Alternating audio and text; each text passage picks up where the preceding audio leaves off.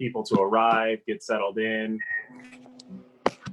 While you're getting ready, we always do like to remind you, it's a great time to make sure you grab a notepad, piece of paper, pen, something you can take notes with. The intention with Operation Ally is always to equip you with actionable tools, things that you can begin to put into practice in your own life to dismantle systemic racism, dismantle white supremacy.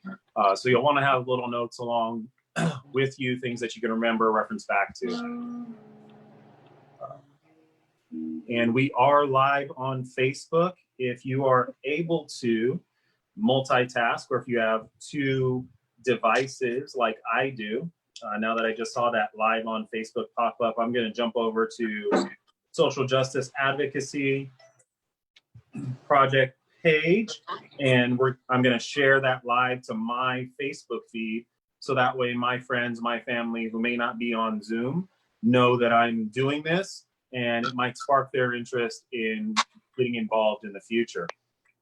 So we do encourage you to take that step as well. If you have another device, jump on to the Social Justice Advocacy Project and share this meeting to your personal page. So I'll take a minute to do that.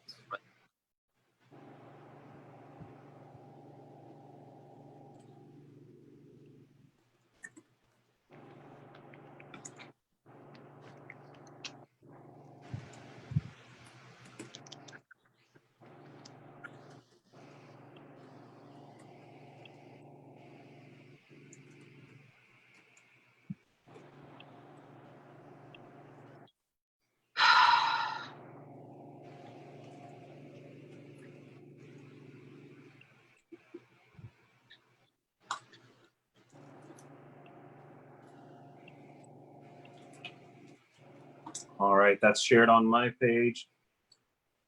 Hopefully a few of you are able to do so as well. Thomas, do you want to get us kicked off, or we're at 5:35 here? Good evening, everybody. I'm just gonna open up the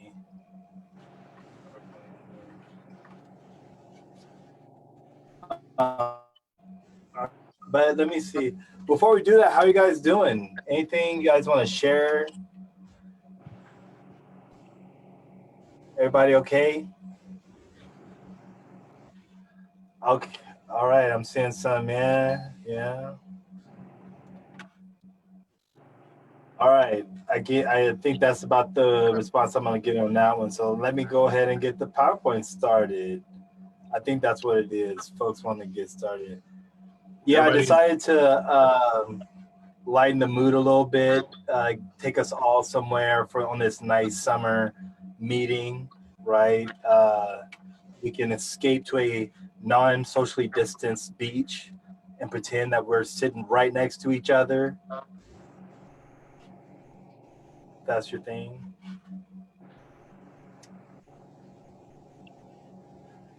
All right, so tonight we're going to be talking about moralizing and controlling space. This has actually been, quite honestly, the biggest breakthrough I think I've come to understand is, oh, I'm sorry, I just saw Jen. I'm gonna give you a space to talk about that. Yeah, we're going to talk about that. Hopefully you'll jump on and share it, or we could kill the live stream, whatever you feel comfortable with.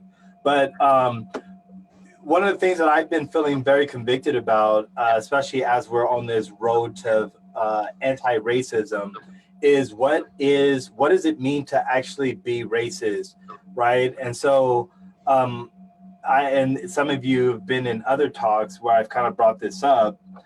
As a Christian man, that's been a real strong part of my identity, is my Christian identity. But then as I'm starting to understand whiteness and white supremacy is hinged on the moralizing and racialization of particular spaces. And so we're going to talk about a little bit more about what that means throughout the course of this. But my eyes are starting to get open a little bit broader than just the race discussion, and really more into how we go about life and, you know, deal and treat each other. What are some internal things that we have that we are externalizing on everybody else? Very interesting discussion. So we're going to start by talking about some victories. If you have victories, we want to hear about them, updates or anything like that. And then I'm going to talk about something that's pretty important happening in Laverne. And then we're going to get into our discussion on basically linking space and economics and how that ultimately ends up getting us into our race issue. Any questions or anything before we get started?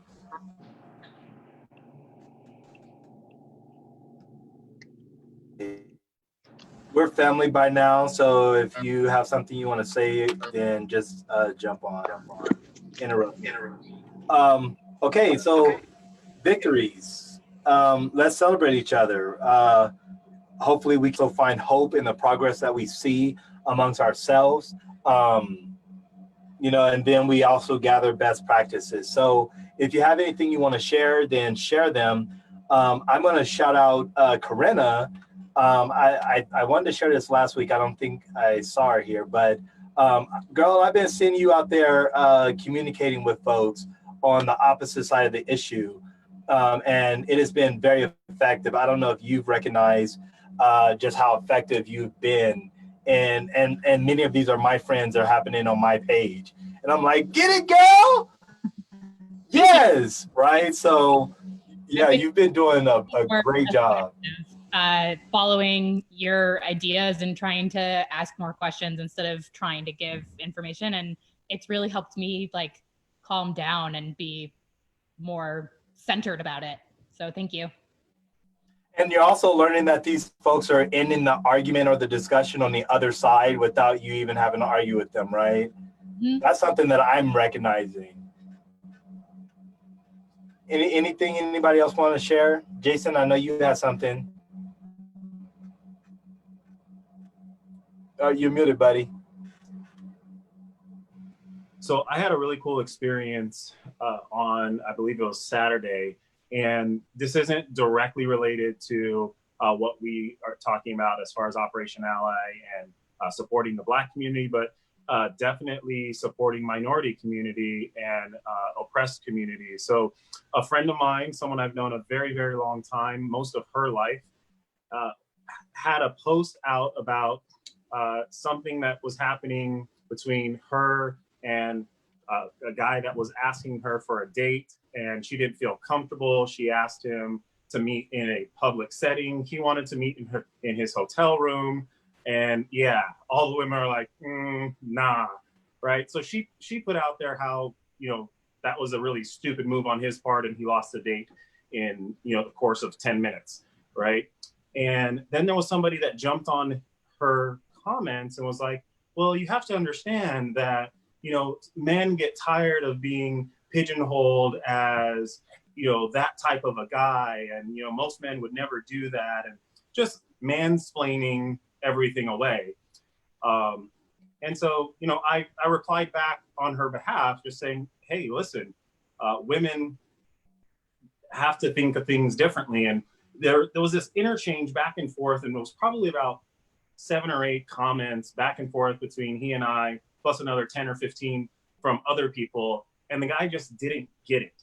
And I got to the point, maybe 3 or 4 comments in, where I felt like, is this doing any good? What's the point anymore? And I was using our methods, asking more questions, trying to help them understand, see the other side, and all of these different things. I was like, what's even the point? This guy's never going to change.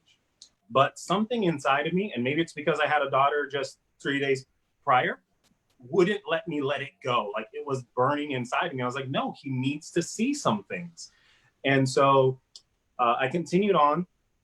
And the next morning, I got a direct message from the young lady who was the original poster. And I won't read everything that she said, but basically it was thank you so much for letting me know that some men feel the way you do, and for him hearing it from another man, letting him know that it was not okay from a man's perspective.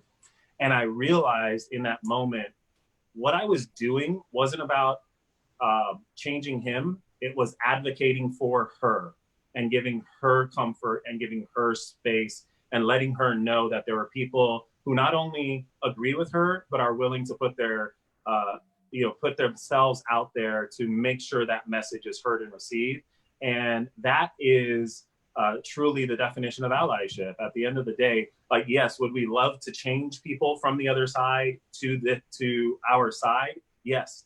But the most empowering and comforting things I found from my white allies and non-Black friends who have said things, it didn't matter the result of the argument between them and the other person. It was the fact that somebody cared enough about me and my humanity to stand up and say something and put their humanity on the line to protect mine.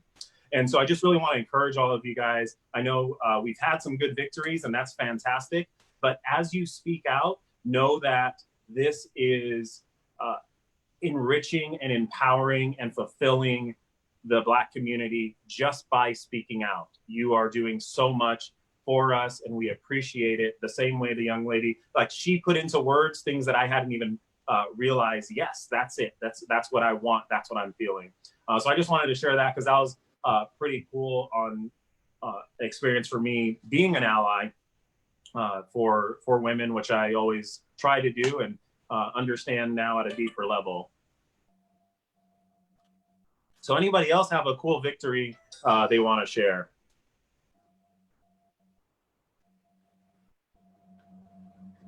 I actually had one a couple weeks ago when I went to a protest, and I'm in Montana, and a militia kind of showed up. And I took some video of it, and I took note of who the people were, and I emailed the person who was the leader of, so I read in the paper that they're a member of this group. So I emailed the group leader and was just like, I see that we both care, tried to focus on the things that I know we both care about. Like, we both care about our community, and start off with those kinds of things and say, I think what you did was sort of overkill and it made me uncomfortable. And I got a response back that was like, I'm so sorry for your experience. And it turned out it wasn't actually, so this militia had formed a few days before, and they stole a name from somebody else. So the guy that I emailed wasn't involved, but I ended up starting a conversation with somebody that I never would have had a conversation with. He's in like a Republican biker patriot group.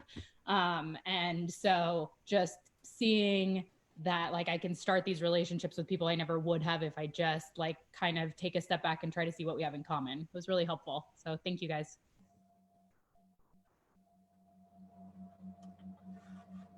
That's awesome. I think really powerful things can happen when we decide to put our guards down and just experience what the other side is thinking.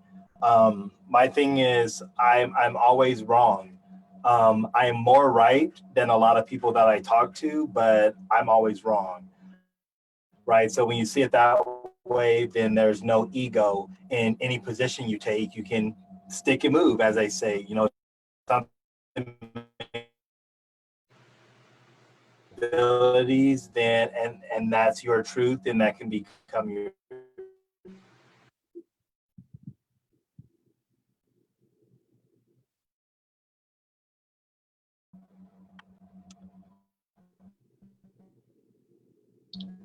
Thomas, I think you might.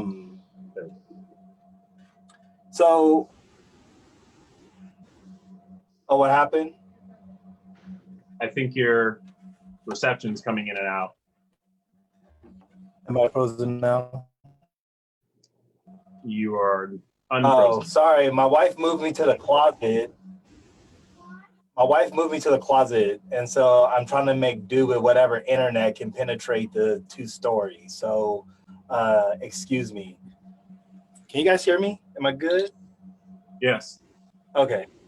All right, so the Committee on Diversity and Inclusion, and actually is the Committee on Cultural Diversity and Social Inclusion, is something that we have in the city of Laverne that we started last year. It's a community-based organization, and it is going up for vote this Monday by the city council. It is really something actually that, like I said, it started last year as a community-based project. So it's not necessarily in response to this, but as I'm starting to understand it, it is a mechanism that a lot of places can use. And the point of it is to create a environment and a venue for the discussions that we're having to continuously have a formal place in civic living and civic life, right? So we started out at the University of Laverne. And so, like I said, the city council is going to take it up and formalize it as a city-based committee, such as our Youth and Family Action Committee. And so that's actually pretty cool. So if you are a Laverne resident, then look out for that. Please join us on the city council meeting. Let your voice be like I said, is a safe space for us to have the type of discussions that we are having now. And you know, we're actually starting to have some of these discussions online. Somebody asked a question, is Laverne a racist city? And there was more than 400 comments on that thread, right? It's like that in and of itself is an indication that this is a discussion worth having, right? So engaging that much of the city, I mean, if Laverne isn't a racist city, then the answer is just no, and you don't get that many comments, right? But the back and forth, the engagement, you end up with more than 400 comments. That's an indication that we're headed in the right direction as a city, where we're not only willing to have that discussion, but we're willing to create a space to have that discussion. So that's actually something you know, to look forward to and to throw your support behind if you're in this community.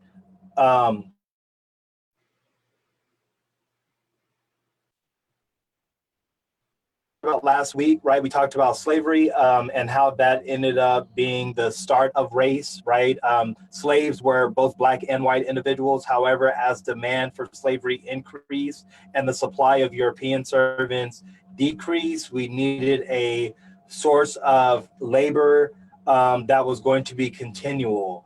At first, the demarcation for slave was civil or versus non-civil, i.e., Christian versus non-Christian.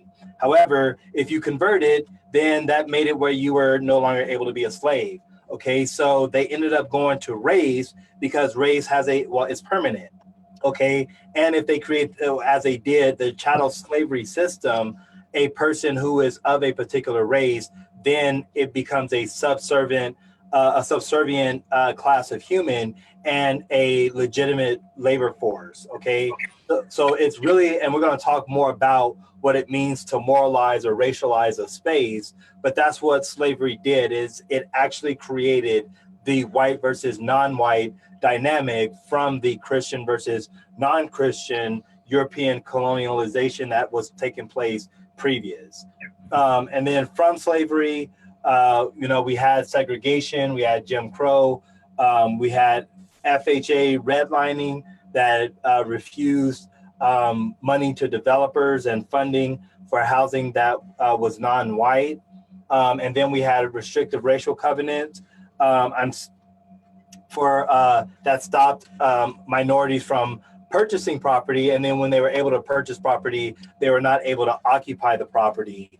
And then once those went away, we had blockbusting and white flight, right? Blockbusting being where a real estate agent comes in, tells you minorities moving in, gets you to sell your property, and then white flight moves.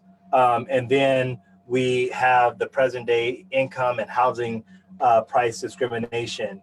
And to your right, if you remember, this is a map that breaks down the racial segregation of our region. Okay, so this is a 2018 image.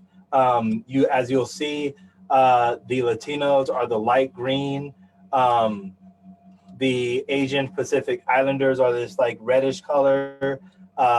In between here is a mix of Latino and Asian, right? So, and then over here you have the white areas, okay? And this is Covina, Claremont, Laverne, San Dimas, all of these areas. And I shared an article last week that talked about these specific areas in Covina and Azusa that were labeled as Mexican only. Okay, so we see here the actual present day manifestation of our historic housing discrimination. Okay, so we're going to talk more about what the implications of that is.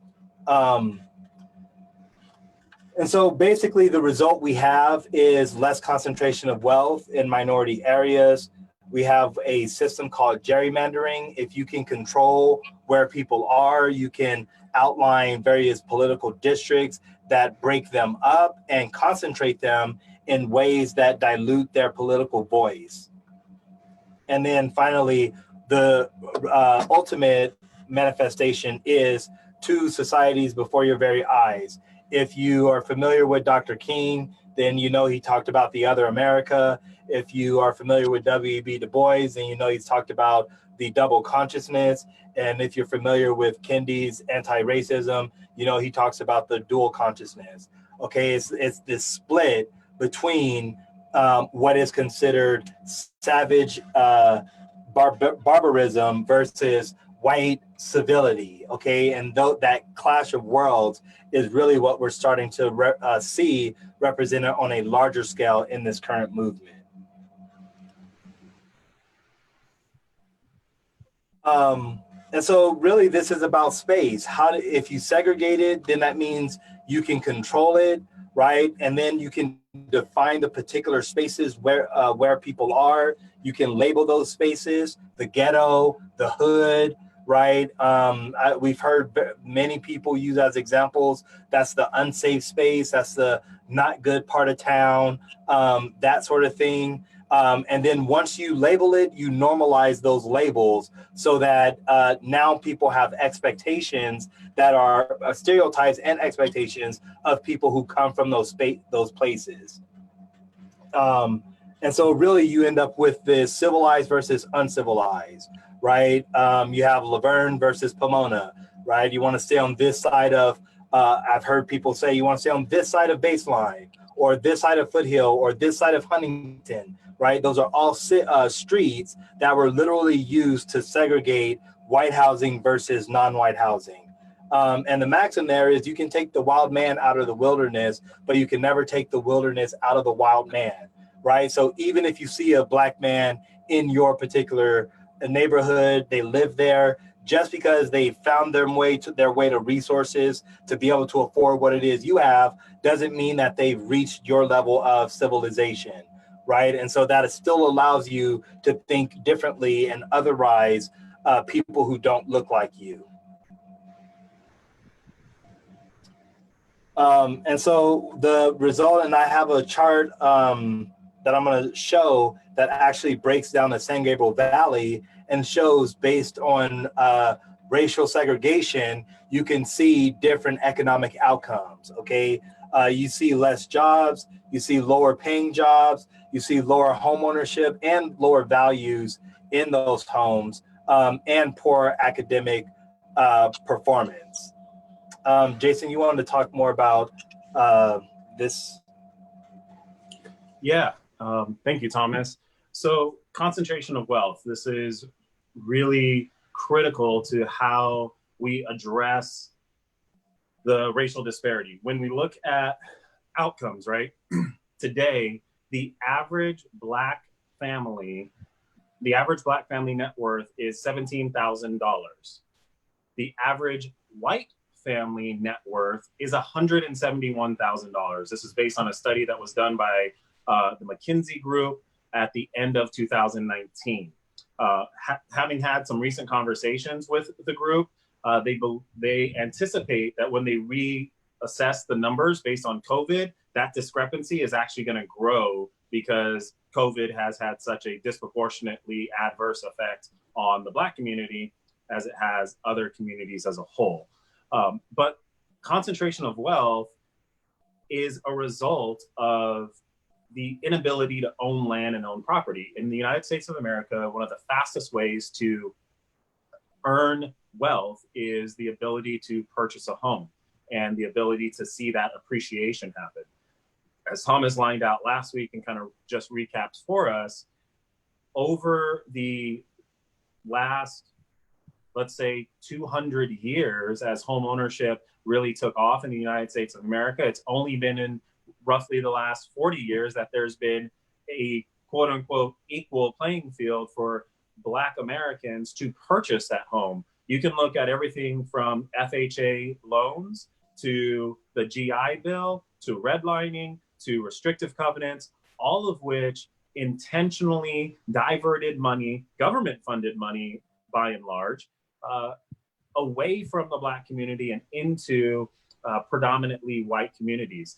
And so what the analogy that I always make, or the story that I always tell, this is one of the ways that when people ask me like, oh, Jason, do you believe in white privilege? Or why do you say that term? Or what does it mean? My family works hard. We pulled ourselves up. Grandma and grandpa went to work every day.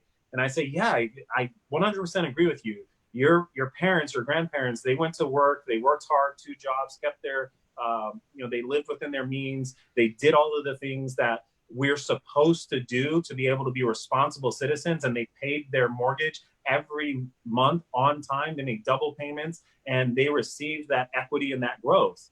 They did all those things.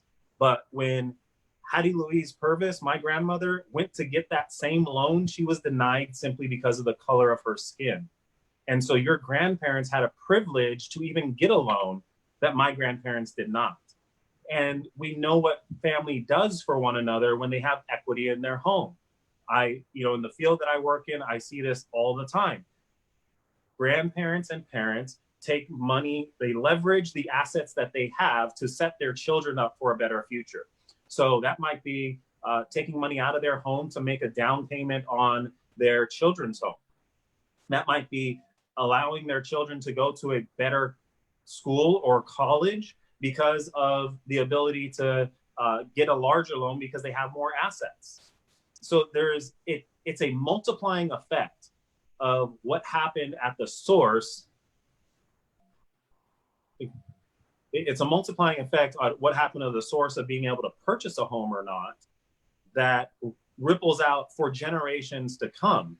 And I was actually recently became aware of the ways in which even those Black families who had attained land through, and they were doing farming, how they lost so much of that land through the Homestead Act. And what that did for the Black community, farms being taken back from them, very productive and valuable pieces of land that were taken away because of discriminatory lending practices by the banks that didn't allow the Black farmers to get a loan to continue to move their farm forward. And white farmers would get 10 times as much to do the same work, even if their financials weren't in as good a place. So when you see generational gaps of wealth, recognize, and this is where we get to have these individual conversations, recognize that this didn't come from people being lazy or people not wanting or desiring to do the work. In area after area, we see that even just one generation ago, the Black community wasn't allowed to do certain things that other communities were, and they are benefiting from it, and their children are benefiting from it. So it's incredibly important that we acknowledge those things. Also, we have to recognize, even from education, from the educational standpoint, most schools are funded through your property taxes in the area. So we're going to talk about that, Jason. Okay, I'm jumping ahead. Yeah. I get excited. Yeah, you're jumping ahead. But that is a valid point. But also remember that the Homestead Act gave away land to a lot of white folks. The GI Bill gave away land, right? So it wasn't even just the fact that we couldn't get mortgages. It was the fact that white individuals were given land in order to purposely define these communities. Yeah, so gerrymandering is very important. Here we're talking about, like I showed the map, right, where you have concentrations of races in these particular areas geographically, right? So if, say, the middle of this entire area were a few districts, then that would be considerable Latino power, right? So instead, what they would do is break these districts up, mix them with these other districts. That way they don't have the same political interest, and then they don't have the same clout as they would politically. And maybe this entire area here might be a district, which actually I believe it is, right? So you're able to racialize districts, you're able to racialize politics by creating districts in ways that break up various voices and ways that concentrate various voices into particular areas that magnify the political voice of some and minimize the political voice of others. And so this chart here that I have is an example of how gerrymandering works, right? Where you can see you have this same chart here, right? The same block, and it's broken up in different ways. And based on those different ways, you have different outcomes, right? So here you can divide it up where you have 5 yellow districts and 0 green districts, right? Yellow wins it all by basically creating the yellow majority. Or you can draw lines in ways that prefer green folks, right? And so then you end up with the 3 green, 2 yellow. Even though the yellow is the majority, the green now has a stronger political voice. Okay, so gerrymandering works by breaking up voices and by concentrating favored voices in a way that expands the political voice of the favored, right? This is how white supremacy gets maintained. Even though folks are just going about their day, you're doing absolutely nothing to be racist, but you're still perpetuating white supremacy literally by the way you vote because of the way the districts have been drawn up. And that's what we talk about structural racism. Right. It's literally in the structure of the system. It's in the structure of the way land has been historically divided. It is in the structure of the way our politics is defined and the way our politics function. So something to think about as well in that, and it is the reality that these voting block maps were created sometimes decades ago, and they were by and large created by individuals who held prejudiced views. So they were looking to suppress Black and minority votes. They were looking to suppress Black and minority voices. When we look at the history of our electorate, and this is more, gerrymandering happens more on a local city level. That's where it's controlled. But when you look at the history of our electorates in the House of Representatives and the Senate, it is predominantly white and predominantly white male. And the vast majority of representation from minorities has only arrived in the last 2 decades. So if I remember the statistic correctly, and Thomas, maybe you have this more top of mind than I do, it's something like, if you look at our nation's entire history and the House of Representatives and the Senate, there's only been about 14% representation from anything other than white male. And of that 14% representation, something around 60% of it has happened in the last 2 decades. So all of these long-standing maps and institutions that were created by one particular group almost exclusively, and of course, to their own benefit. So those are other things to consider in this when you think, yeah, but I live in a very progressive state. Well, it is now, but how was it when it was established? And those are things that we often don't look back to because we live in such an immediate gratification-oriented society.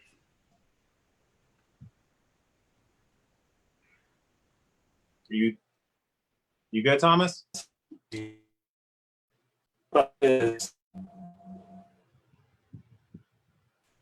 Oh, is my internet breaking up? It was a little bit. Am I You're back? gonna need to get a booster in the closet.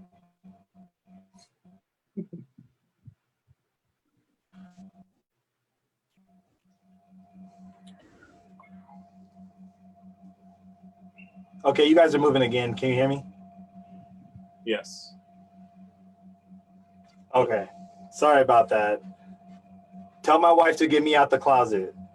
And so, right, and so white ownership means basically the U.S. remains a white country, even if population-wise the United States is not a majority white country. Politics remain majority white. And so this all reverts to crime. Low job equals crime. Less income equals crime. Low home ownership equals crime. Poor academic performance, the school to prison pipeline, equals crime. No control of politics means you have no control over what gets defined as a crime. You have no control over who is enforcing those laws, right? So when you talk about selective enforcement, you might have jaywalking as a crime, right? And it just so happens in that particular city, everybody knows you don't stop a white person for jaywalking, right? Or you do stop a white person from jaywalking, you write them a ticket, and then that case gets dismissed in the court. I see it happen all the time. It is very easy to win cases when you have white clients, but it's the exact opposite, especially if they're as dark as I am. I always have to consider you're going to have a dark defendant and a dark defense attorney. That's two strikes against you. Is that how you want to hedge your bets? I have to have that a part of my legal advice. Okay, so crime.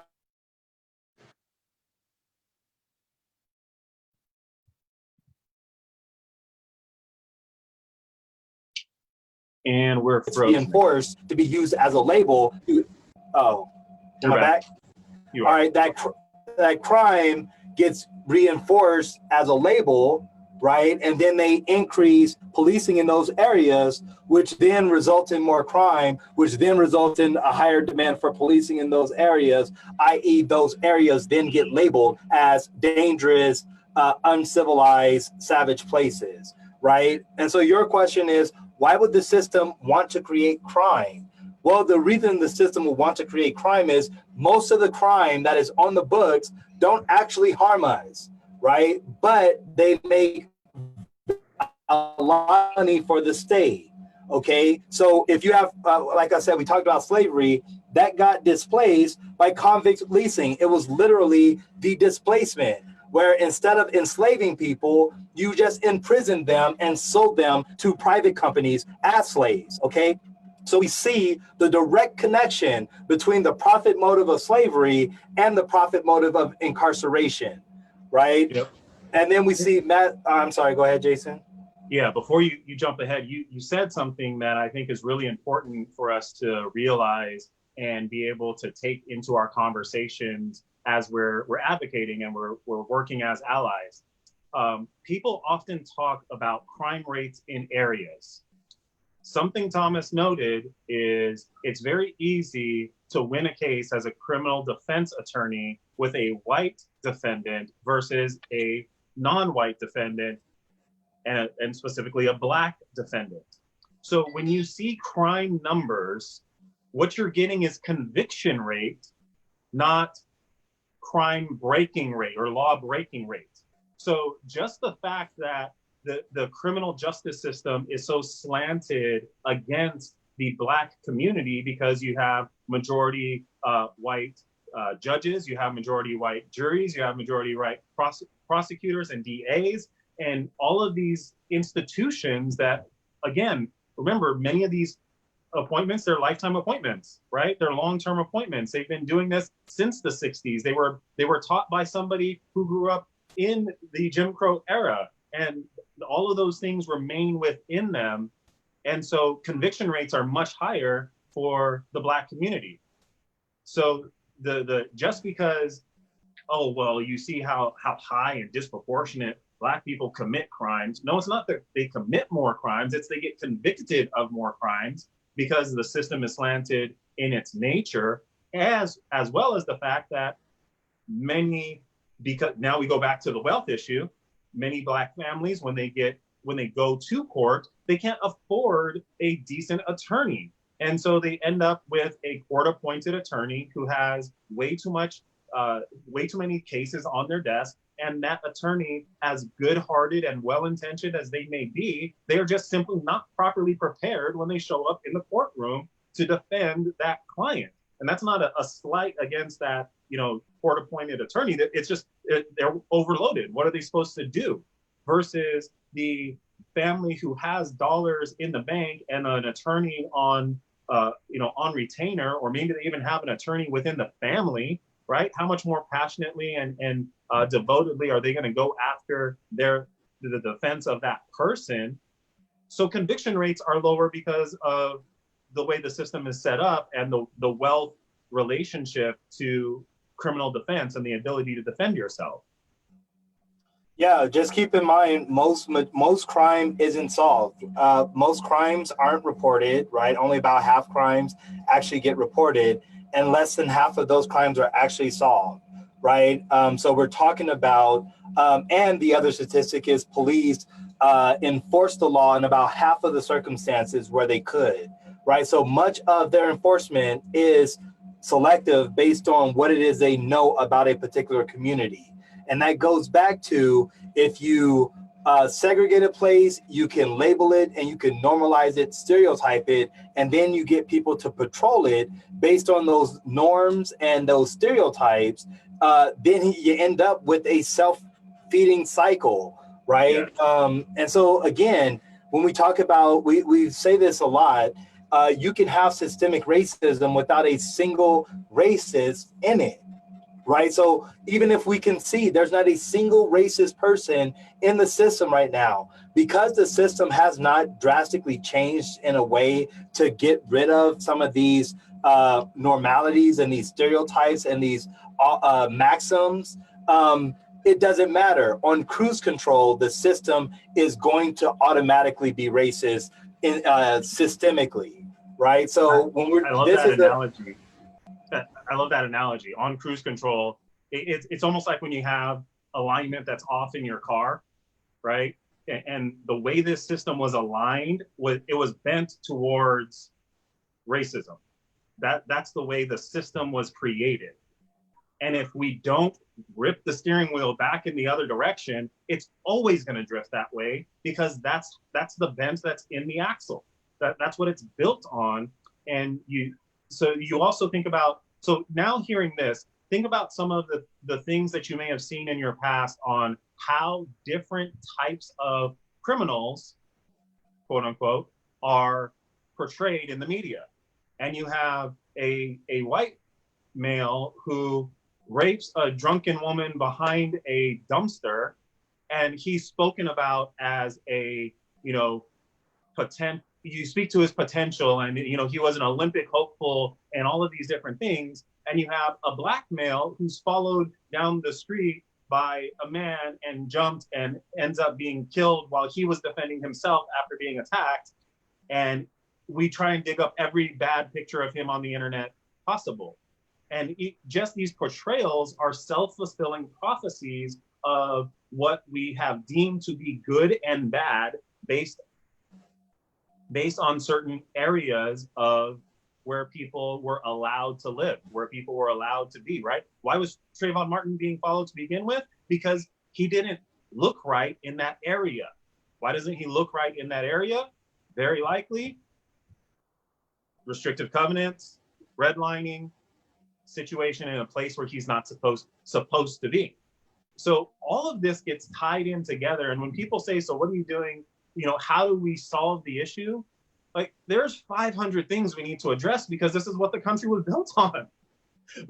There's a lot to do, and the work isn't going to be done easily or quickly. So I once again want to thank all of you allies for continuing to show up week after week and taking small step after small step, because that's what it's going to take, is all of us continuing to do this work. Yeah.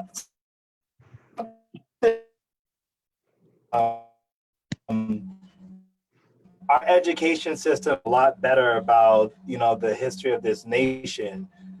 This country has had both a Holocaust and an apartheid.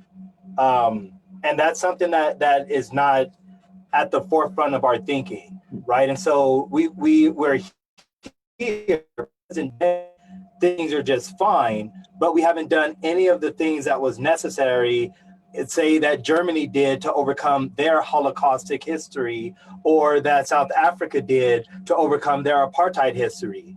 And both of them were realities right here in the United States, right? We did the Holocaust to the Native Americans, the indigenous folks, and we did apartheid to Blacks, non-whites here. But we have not seen any of the overt and the covert, the big sort of transformative politics that we've seen in these other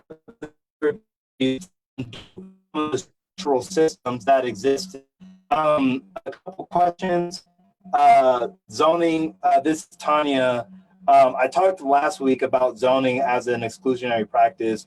Yeah, it does help impact gerrymandering of segregating and defining spaces, okay? And when you get to people and you're able to collect them in a space, you can define that space. Zoning allows for the city to prevent certain people from accessing certain parts of the space. And then AB 899, that's a bill that we've put before the group that I think it is important to expand housing capabilities.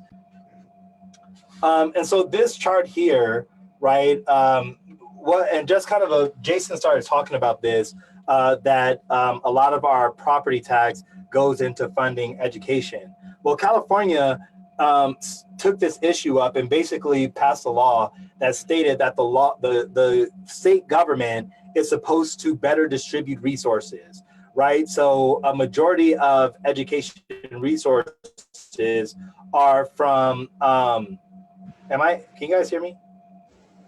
You're good. Okay, a majority of state resources or education resources actually come from the state. However, they're still heavily contingent on a lot of local funding. And so what this chart here shows is the difference in funding based on area that each place gets or spends, right? And so you can see we're here, there's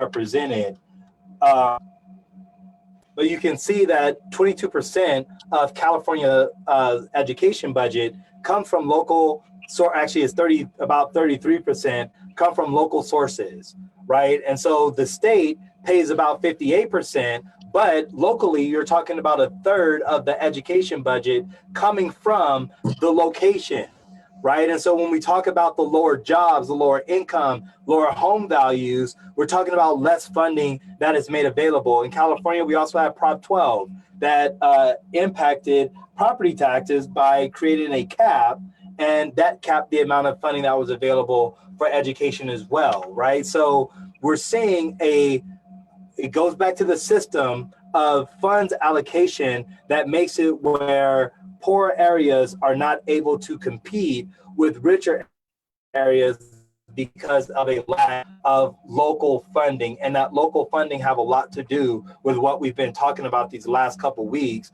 of keeping poor minority areas where they are and how they are. I also talked about where schools are placed that make it where white students can stay in white neighborhoods and minority and poor students stay in minority and poor neighborhoods.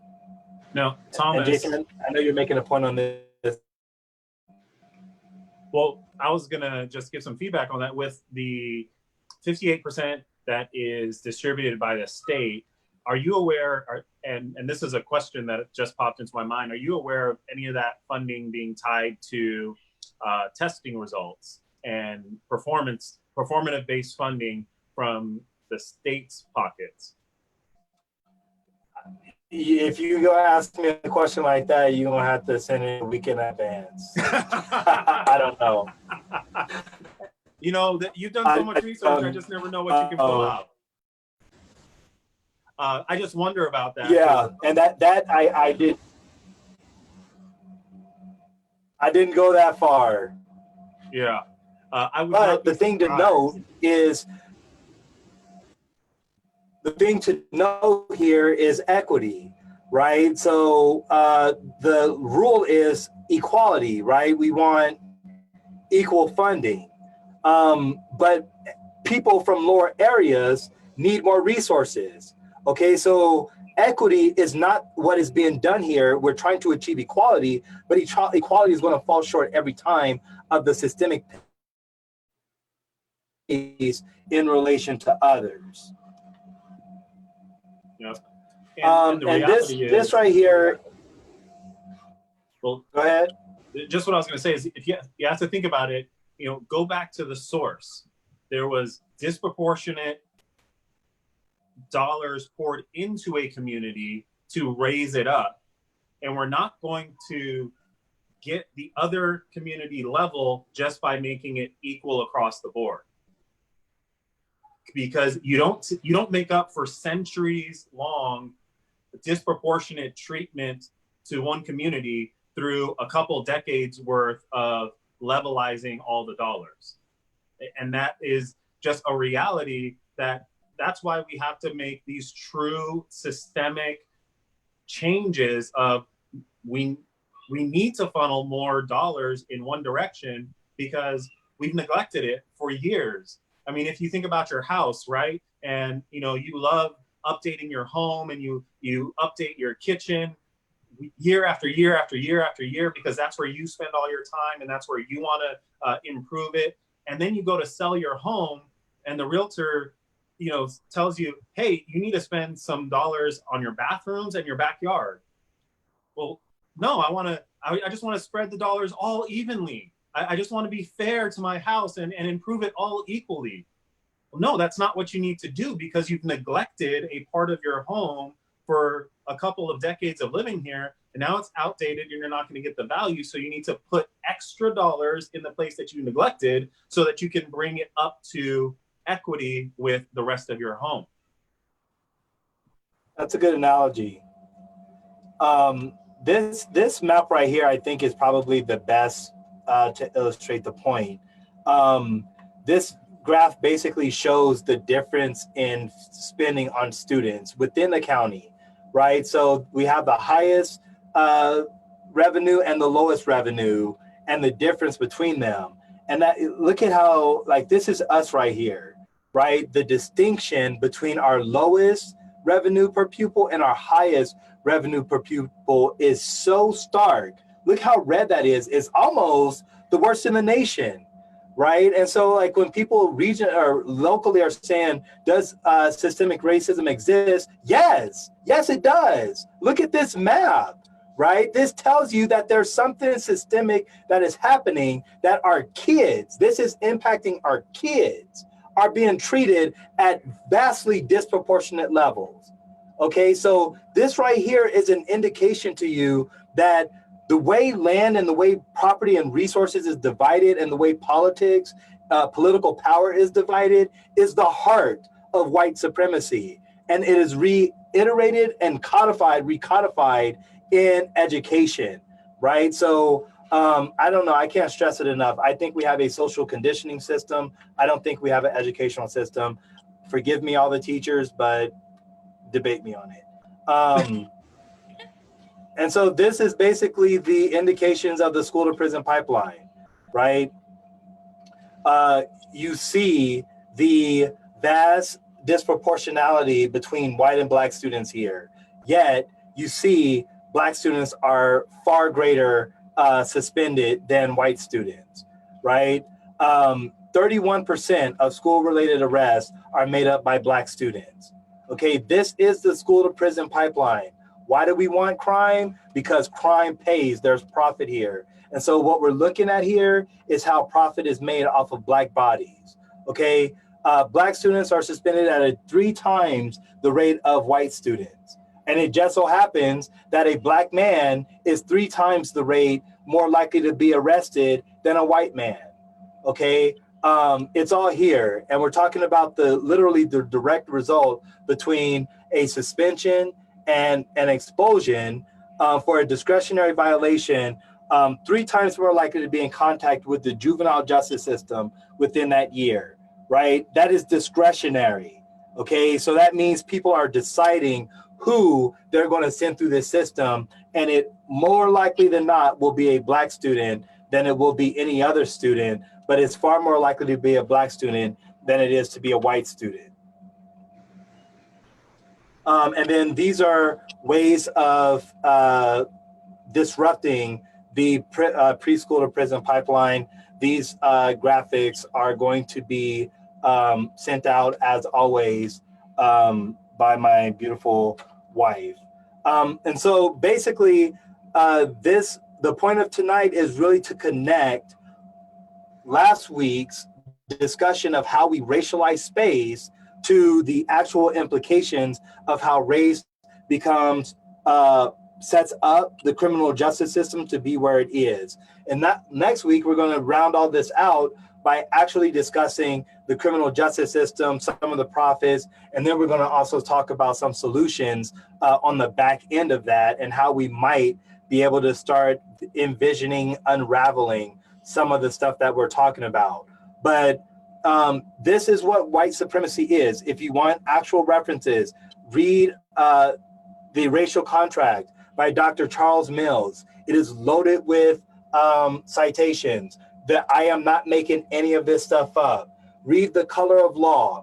Okay, I am not making this up. This comes from actual law. Race and Races is a case book that literally goes through the history of U.S. and race relations. And I think those were my primary sources for this presentation.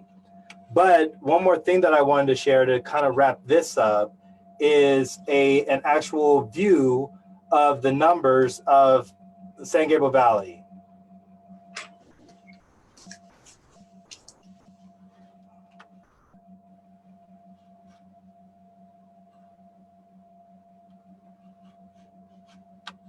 Oh, actually, that's on the other line. One second. Jason, you have something? I do. So just a couple of talking points that I wanted to share. You guys know I always like to talk about how do we socially interact around these things and some of the things that people will throw out there. 2 quick talking points on common, they're typically just deflection tactics where people don't really want to have the conversation. And so they'll say, hey, racism would disappear if we just stopped talking about it, right? And we've got a couple of famous Black actors who have chosen to make these types of statements, and so that makes white people feel comfortable because they post a meme of Morgan Freeman saying it, and they're not saying it, so they're okay.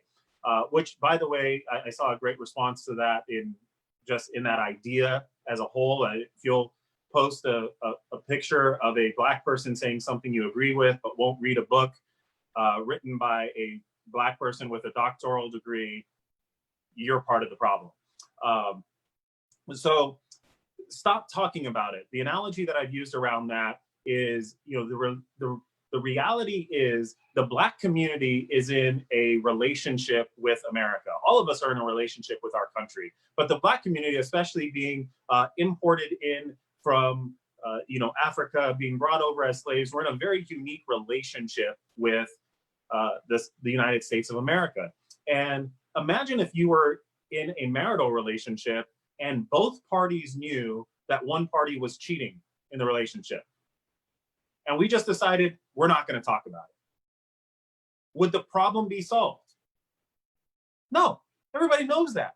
That would do nothing for the problem, but allow it to perpetually exist, because the offending party is going to continue to do what they are doing and operate outside of the boundaries of the relationship because nobody is calling them on it. And the offended party is going to continue to be hurt by that because they're not willing to challenge the situation enough to create the true wholeness that you want in the relationship. So when we hear people say, well, all of this stuff would just go away if the media stopped pushing the race rhetoric, or if Black people stopped using the race card. No, it wouldn't. It wouldn't go away because these systems exist. And that idea of a relationship, you know, everybody gets pretty visceral about, like, oh my gosh, if I was being cheated on in a relationship, would I just not talk about it and stay in that relationship? No, you wouldn't do that.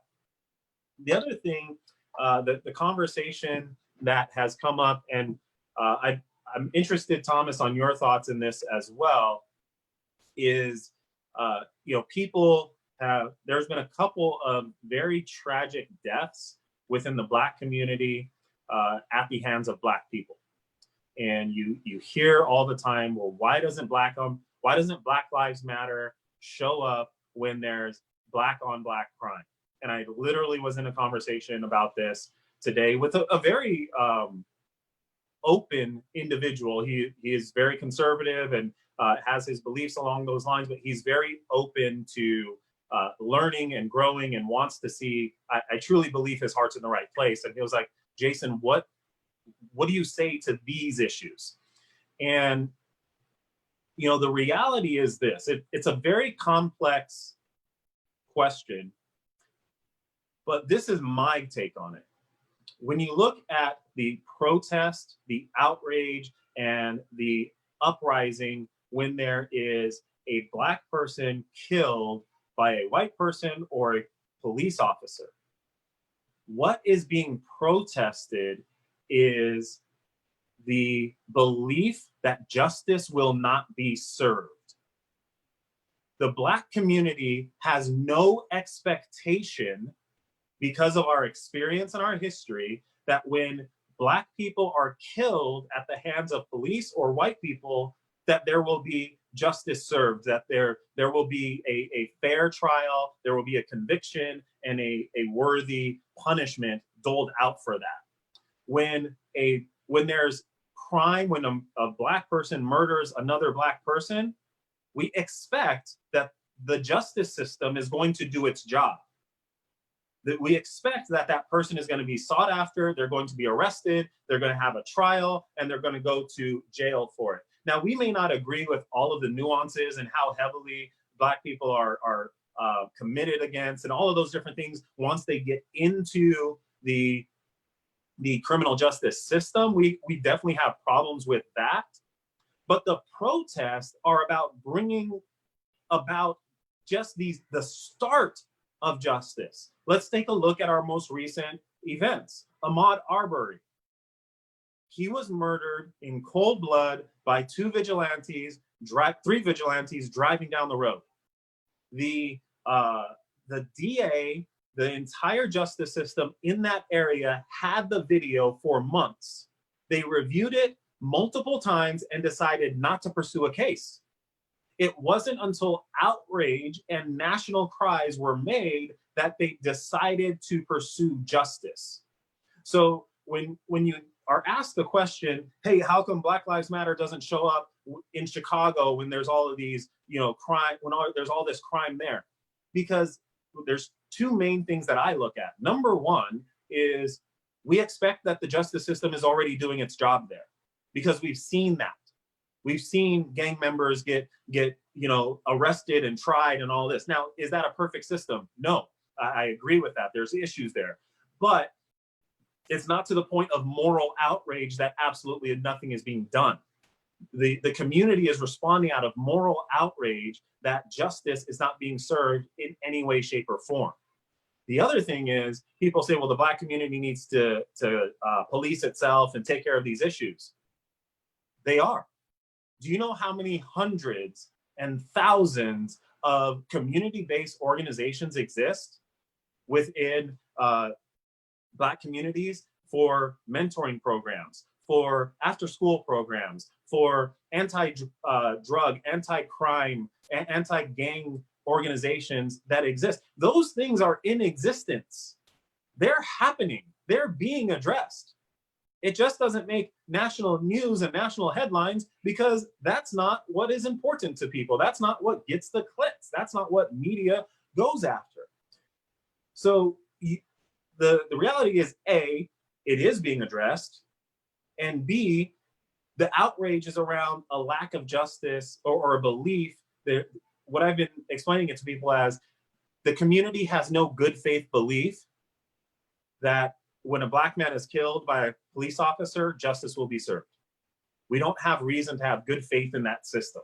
And so we have to demand it. We have to protest in order to get any sort of feeling that justice will be served.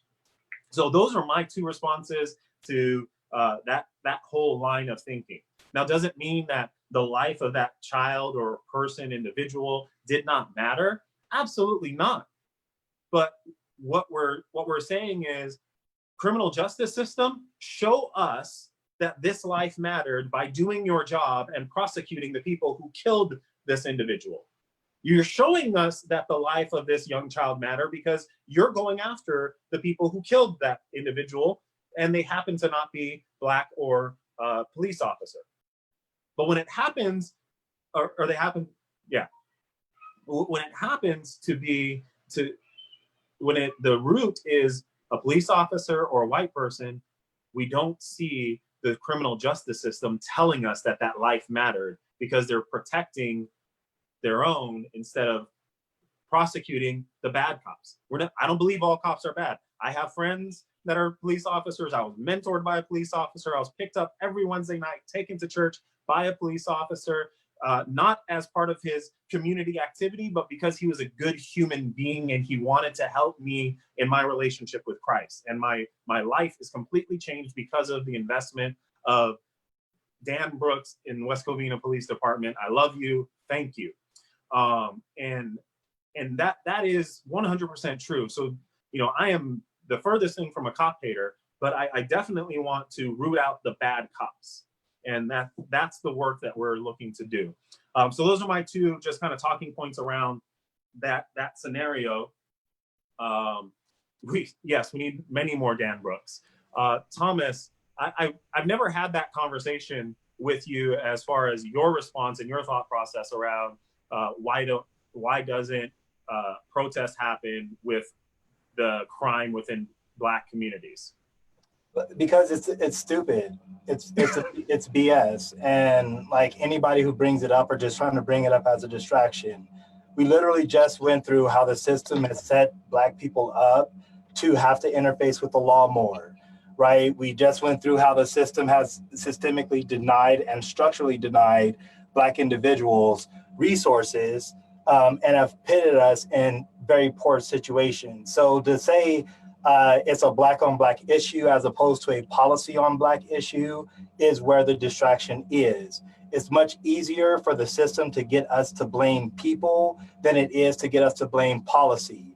And therefore, to get us away from talking about Black Lives Matter, i.e. Black people versus the system, they want us to talk about Black people versus Black people, i.e. person versus person. And again, it's a distraction. So anybody who brings it up should be summarily dismissed. The second point is white people commit more crime against white people. Hispanic people commit more crime against Hispanic people. 80-90% of crime that is committed against a white person is committed by another white person. So again, miss me with the statistics. There's absolutely no reason to entertain a person that's trying to take the debate there. That's just my point. Maybe if you have that opinion, you should talk to Jason. He's going to be nicer to you about it. I'm nice to the people who I believe have a good heart in it. I 100% agree with your facts that many people are simply just trying to, like I started this whole thing off. Many times it's a deflection technique, but you can crystal clearly show them that, and even the reality that Black Lives Matter has to show up for every single thing. They don't. They're an organization that's focused on one particular thing, and that's the unjust death of Black lives that seem to not be mattering in our criminal justice system. Okay, so I want to go through this really quickly because this is the actual numbers breakdown. So here is, 30 cities throughout San Gabriel Valley that I've taken the demographical data from. I have the white, Latino, Asian, Black, the median income, the owner-occupied rate, the household size, high school graduation rate, the rate with the bachelor's degree, the housing values, poverty, uninsured, and population, sex, gender, all that stuff, okay? These are color-coded so that the green cities are mostly Latinos, the white cities are mostly white, or yellow cities are mostly white, and the orange cities are mostly Asian. I have it spread out this way so that you can see the averages down here, okay? Now, I'm gonna skip the Asian community for now because they have a very interesting story, which I'll talk about. But if we look at the white community, oh, you can't actually, can you see the averages? Let me increase the screen. Right, so here we're looking at the, I believe this is the uninsured rate, right? So the average uninsured in San Gabriel Valley amongst these 30 cities is about 9.5%. In white communities, we're looking at about 5.7%. Okay, the poverty rate and the average poverty rate is about 11.5%. In white communities, we're looking at about 8%. The average home value is about $30,000 in San Gabriel Valley. We're looking at about $70,000 on average higher in white communities. When we talk about education, the average rate for graduation in San Gabriel Valley is 82%, right? In white communities, it's 93%. Okay, 48% of individuals in white communities have bachelor's degrees compared to 35% region-wide, okay? And really the only reason why the average is as high as it is because of the Asian community. But if you were to take out some of the outliers in the Asian community, then that actually puts them about average and substantially drops the Asian community. Now, if we compare this to the Latino community, we see that they're above average in the bad things and below average in the good things, right? 13% unemployment, uninsured compared to 9% uninsured, the average. You have 14.5% poverty rate compared to 11.5% poverty rate average. The housing, look at the housing values, right? 426,000 is the average home value in Latino majority cities compared to the average of $630,000. We're talking about less than $200,000 per home average in their value based on owner occupied homes, right? And so when I talk about the concentration of wealth and the concentration of communities being racially segregated, these are the actual numbers. Look at, I mean, you should be able to reckon. There's Laverne, there's Glendora, then San Dimas. These are our cities in this region that we're talking about, showing these gross disparities. Now, why does the Asian community have such stark differences?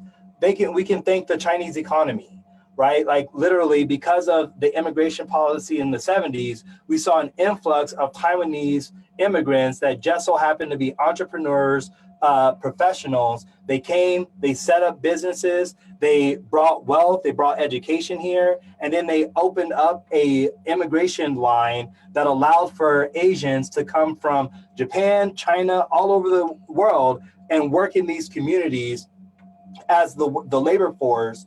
And they had a Taiwanese immigrant status that was basically competing directly with the white middle class because they had vast wealth in China and they had transnational companies and businesses, right? So when we talk about economic disparity and outcomes, we can see that the reason why minorities are participating and performing poorly in today's economy is because of the way land was distributed and because of the way they were excluded from various areas and how those areas were able to concentrate wealth to their exclusion. Thomas, yeah. Let me speak to a point there, also emphasizing the disproportionate valuation on the Asian outcome. Even today, at least as of 2 years ago when I saw this presentation, there is actually government incentivization for Chinese people to come over and purchase property and build businesses in the U.S. And this isn't a statement against immigration to the U.S., but just look at the reality that we're looking to bring the money out of China and into the U.S. And if a person out of China, this is a government program, purchases a home for $500,000, their green card is granted. No further paperwork needed. If they also build a business that employs, I want to say it's 10 people. I forget the exact numbers. This was a presentation I saw when I was in the real estate community, and they were talking about, hey, here's a great way to get a different set of buyers, acknowledging this platform that if they also built a business, then full citizenship was granted. Literally dollars buying green cards and citizenship because they wanted that influx of cash into the US.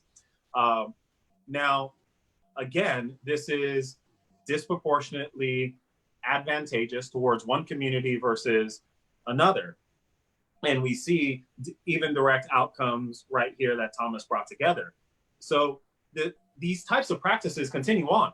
It's not as if, Martin Luther King died and we fixed all these problems.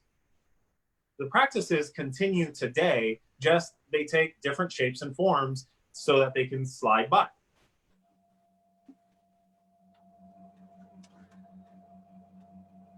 And that's my presentation for tonight. If you don't believe structural systemic racism exists, this is what it looks like. It's actually interwoven into the American politic, so that policies, anything that is made is usually done with this as a backdrop, right? So adding policy probably won't be the solution, we have to think about undoing a lot of what's been done. Any questions, thought, comments? I have a comment on how some of this housing stuff is still being implemented. So I have worked for USC for a number of years, and I know that they have a housing, I can't remember, a neighborhood housing initiative where if you're an employee of USC, they'll give you $50,000 towards buying a house within a certain radius of the university, which the property that the university owns is in historically like Latino neighborhoods, and they know that their employees are not representative of that population, and they're paying people to go buy up those homes and increase the property values around the university. And I imagine that other private universities are also doing the same thing. And I know it's a way to sort of shift the demographics of the area, not very subtly. Right, and that's where gentrification and a lot of the other issues, and we're going to be talking about gentrification next week, right? The pendulum swinging too far, right? And urban revitalization and neighborhood revitalization and improvement. Yeah, and something else that I wanted to make note of too, when you talk about real estate values, we think of it often as a very concrete scenario. Real estate value is so much subjective. You have an appraiser that goes out, and you can bring 3 different appraisers out to the same home, and they will give you wildly different appraisal values. So while they have, systems through which they're supposed to operate, it's still a subjective system. It's not as if there's a true valuation difference between, there's a hard line number of the value of a home. It's based on what the community is like. It's based on parks available. So all of these things are subjective issues that can also be skewed by these long-term existing biases that have been within the community, that, this isn't a very good community, so I can't give this home such a high rating because it doesn't comp out. When a real estate adjuster and even a real estate agent is looking figure out the value of your home, they look at the value of other homes around it. So you could have made your home incredibly nice and raised it up above the community, but because there's been a perception of the community for over a number of years, they continue to suppress those values. So that plays into this whole system as well.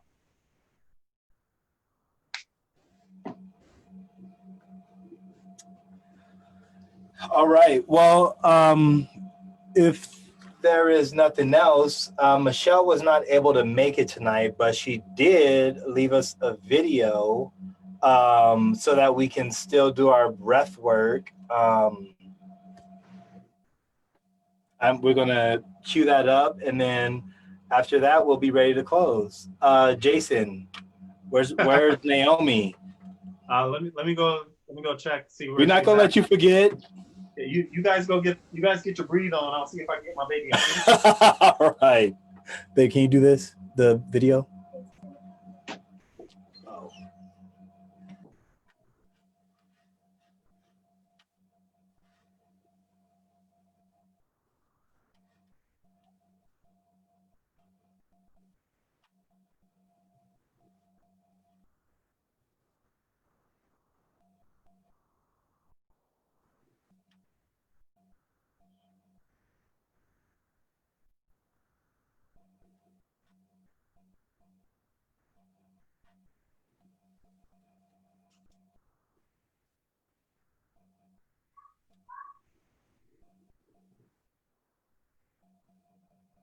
Hey everyone, Michelle here. Happy to be with you even from afar. Let's go ahead and stand up or sit down, whatever feels most comfortable for you. We'll start to connect with our breath. You can bring one hand to your heart and one hand to your belly. And start to slowly inhale in through your nose.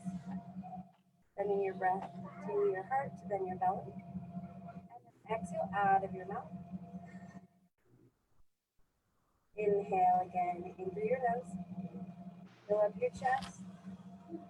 Your belly last. So out of your belly, out of your lungs. Do that 5 more times. Breathing in deeply. Feeling the air pass through your nostrils, down your throat, into your chest, abdominal cavity, and then exhale right out. Couple more. Seeing your breath as your ability to control, and so much out of our control is happening.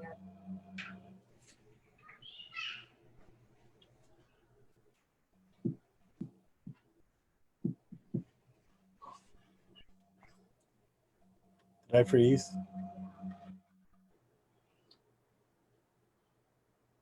Thomas, we have a guest. Hi, baby girl. Hi, baby. Oh my gosh. Oh, so 1 week old today. Oh, so sweet. We're doing it.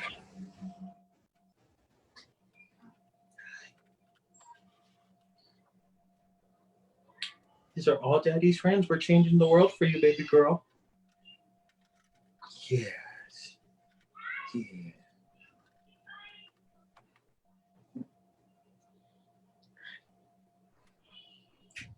Oh my gosh, she's so new. We love her. So this is Naomi Hosanna Justice Purvis.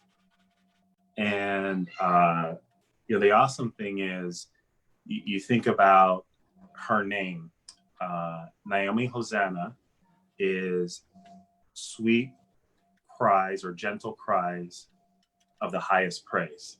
And that part of her name was given to my wife for her. And Justice, again, I told you guys we didn't find out our gender throughout the pregnancy, but in early January, I put my head on my wife's stomach and just was praying. and the word justice was dropped into my heart immediately. And I was like, oh, that's kind of a gender neutral name. And I held it with me. I didn't say anything for a number of weeks and maybe even months in our conversations. And then, of course, we have the events that unfold over the next few weeks and months, and the name just more and more impressed on our hearts. Sweet cries of the highest praise, justice, purpose.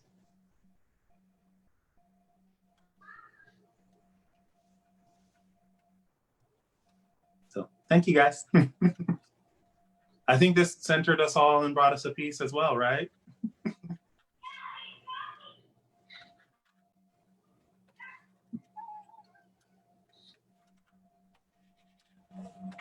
I don't know if I can be heard. My mouse is.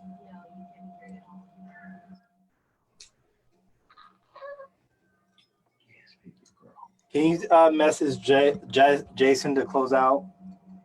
I will close out. Sorry. You're all good. Thank you all for joining us today. We so appreciate your continued allyship. And just remember, I looked it up this yesterday again, 351 days, the bus boycott in Selma that, or it wasn't in Selma, but the bus boycotts that kind of were the pivotal piece to Martin Luther King's work. This is not going to be a sprint. This is a marathon. There's a lot of work to be done. As you continue to see, there's always something else. But we thank you so much for continuing to show up and bringing others and just doing the work. It's a wonderful blessing to see these faces more and more. And, I told Thomas last week, I was like, yeah, so share pictures, they're family. I truly count you all as family and blessings in my life. And I know Thomas feels the same.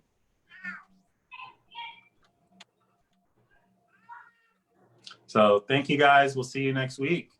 These are your action items. Research per student spending in your district with district demographics. Contact your representatives to see if there's a plan to increase equity in school funding. Research what health and wellness programs your city has, and explore free wellness opportunities within your city or nearby, online classes and resources. And let us know what your favorite was next week. So looking forward to connecting with you guys. We'll see you next week. Bye, everybody.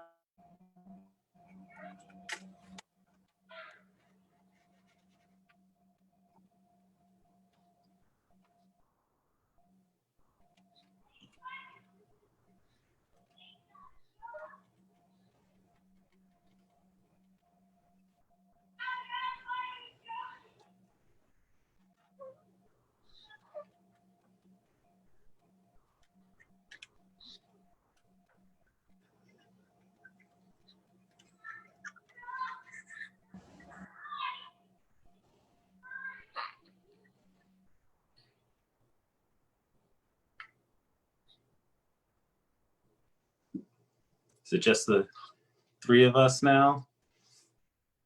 Well, I guess there's four of us in the room. Thomas, what happened? Your screen just froze?